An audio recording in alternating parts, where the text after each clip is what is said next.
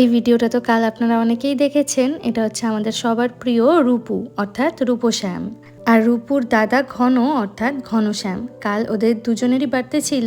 কাল সকাল সকাল রূপু আর ঘন ওদের বাবার সাথে আমাদেরকে নিতে এসেছিল। এই রূপশ্যাম এবং ঘনশ্যাম নাম দুটি আদ্যপান্ত বাঙালি হলেও ওরা দুজনেই কিন্তু আমেরিকান।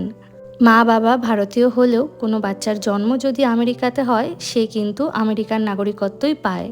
আজ ওদের জন্মদিনে এই সব আয়োজন রূপুর মা এবং আমি মিলে করেছি।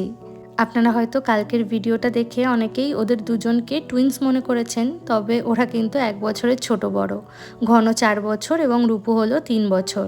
আসলে 1 বছরের ছোট বড় আর দুজনেই ভীষণ ছোট, তো সেই কারণে ওদের সব কিছুই কিন্তু সেম সেম রাখতে হয়।